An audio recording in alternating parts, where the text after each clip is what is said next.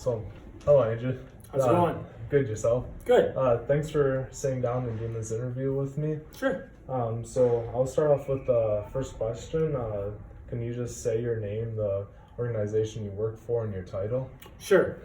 Name is Andrew Joudrey. Title is President, and I work for the Madison Capitals. Okay. And then, can you tell us a little bit about the Madison Capitals? Sure.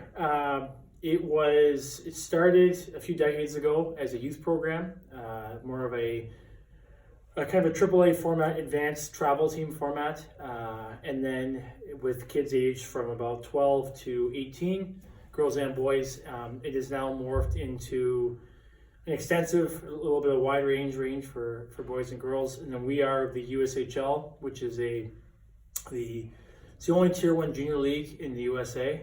So it's a top junior league it's almost a stopgap between amateur and NCAA, where our players play.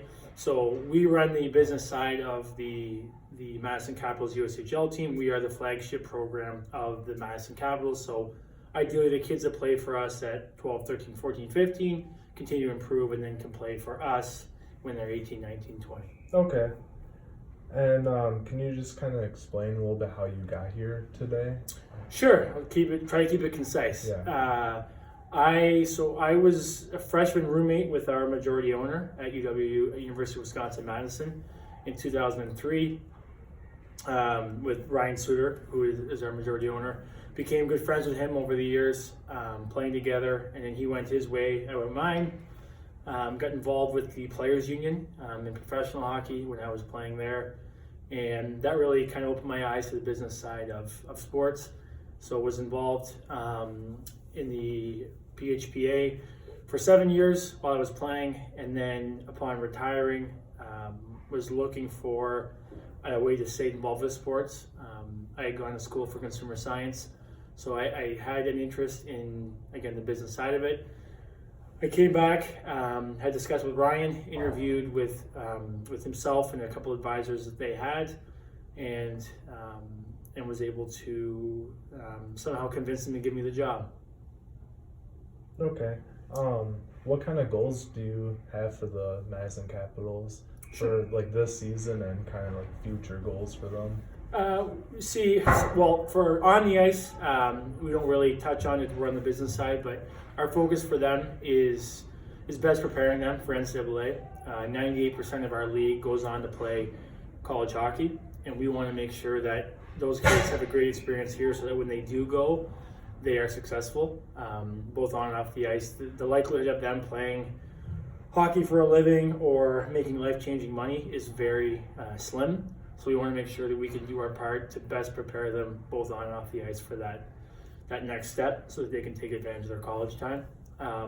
As a business and on the the fan experience side of it, we want to make it a place to come to. So family friendly, always affordable, and provide a great atmosphere for families and folks. So you look at Madison, there's a ton to do. There's a ton of I shouldn't say distractions, but opportunities for families and for individuals to go out and have fun. We want to be included in that list. I look at when I went to Wisconsin, the Madison Mallards had, their stadium was very rudimentary back in 2003. We had a great time. I look at what they've achieved over the last, almost 20 years now. They've done a phenomenal job, and we want to have that same trajectory and follow that where it becomes, people want to come, they want to have fun. If they love hockey, great, watch the hockey.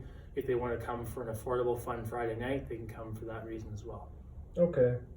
And tell me a little bit about your internship positions, and would those internship positions ever turn into like full-time or part-time jobs? To answer the second question first, yes, they do. Our associate sales director, Juliet, started as an intern with us, and now she's going into her third season and has done a phenomenal job. We do the internships that we offer. They're kind of threefold. One is to help with marketing, social media. So putting together, we just started meeting today with a young lady regarding putting together a social media calendar and schedule, taking the existing partnerships that we have with local media partners and building out that schedule, that promotional schedule for the season. The other one is business development, being more black and white, looking at numbers, looking at projections, how we sell, how we market, how we price things for corporate sponsors, for groups, for suites, how we build those numbers into our yearly budget. And then you have also game operations, hockey operations.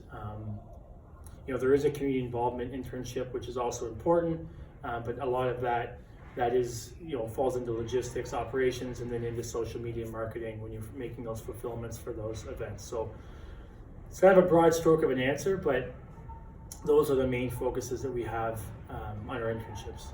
Okay. And for your interns, what would you want them to get out of their internships? First, I want them to find out they really like sports. We have some interns that come in and say they love sports, and then we tell them it's evenings, weekends, and holidays when you work, and they quickly decide they don't like sports. Yeah. The other thing with sports is to get in on the business side, there's a sales component to everything you do. So whether you're selling through social media and marketing through that, to you're making outbound calls, to you're going to networking events, you're going to parades, you're going to luncheons, you're selling either yourself or the product. And that's the one thing that we find people, you have, sometimes students will have an idea of, okay, the Chicago Blackhawks or the Green Bay Packers or the Milwaukee Bucks, they open the doors and people just buy tickets. And it's the furthest thing from the truth. They're always looking at the higher level, the higher the intensity is, and they're looking at how do we best improve fan experience? How do we price things properly? Where are we making our money off of? Those are big businesses, and we want people to understand that, not to scare them away, but to make them realistic that this is what it involves. It's not just, we're not the players, we're not the ones out with the fans cheering in the spotlight. We're running a business. It's a lot of fun. It's great to be able to create and to have people walk in and see a full stadium and provide that experience for them. But it's the work that goes in behind to get that done. Those are that's what's the most important.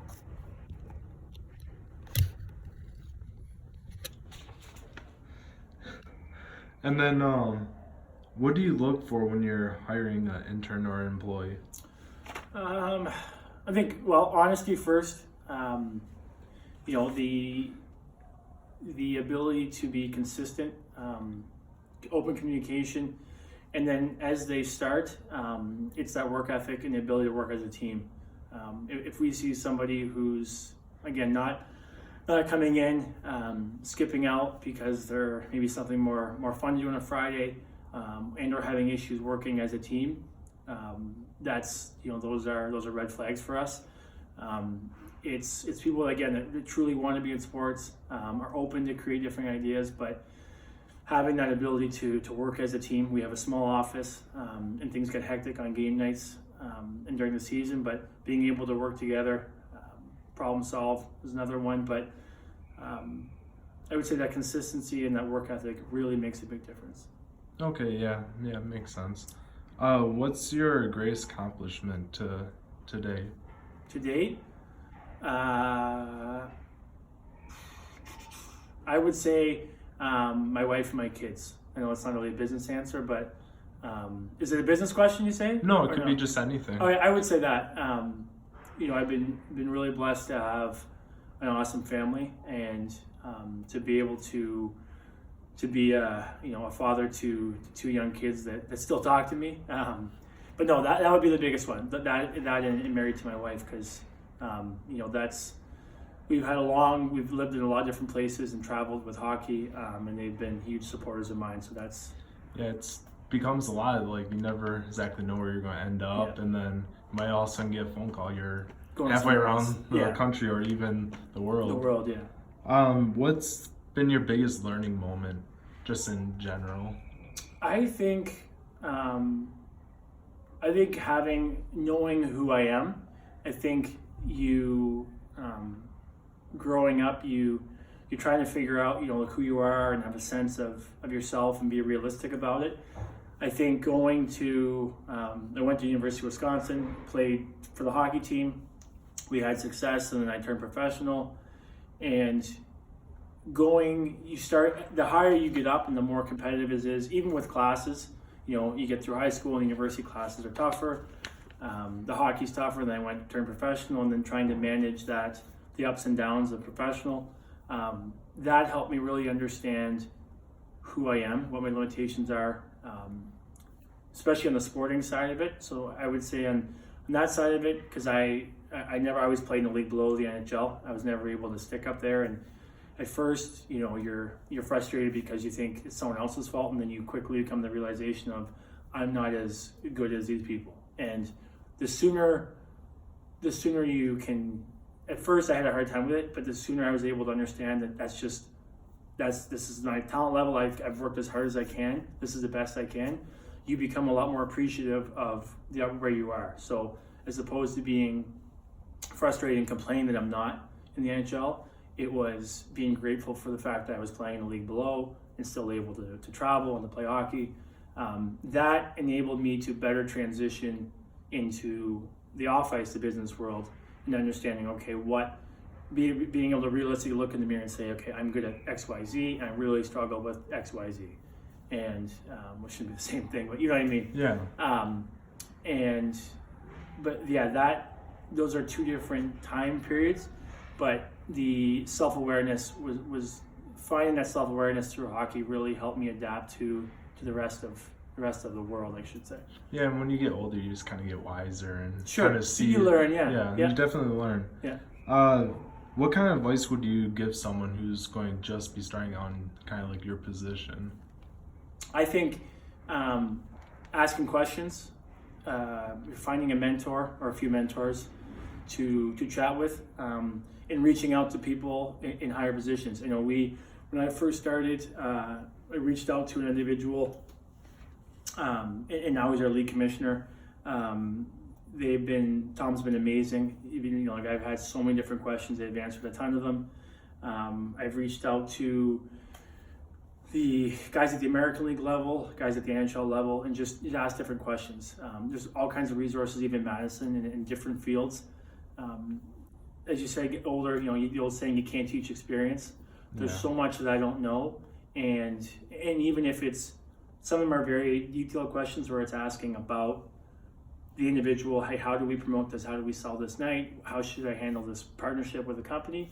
To just getting general life lessons from somebody maybe in a completely different industry or a different position or leadership position for a construction company.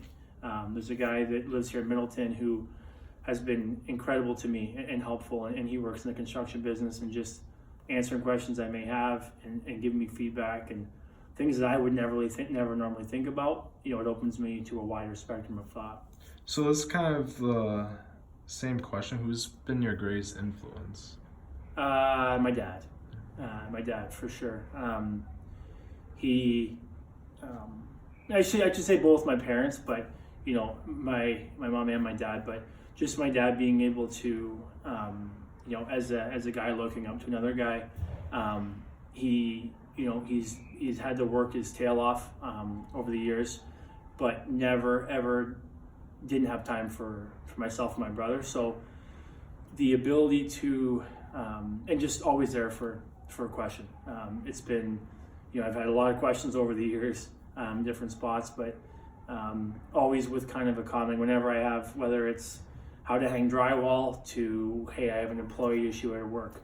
He's the first person I always think to call. So yeah, that's always having that solid base. Yes, makes a big difference. Can you see the sports management field growing in the future? I do. I think there's a heavy push towards data and analytics with regard to athletes and performance, and I don't think that's going anywhere. But I think in my time as a player and now on the business side of it, the human element will never cease. To be able to have camaraderie both in the front office, in the hockey ops, and the players. You have three buckets of people.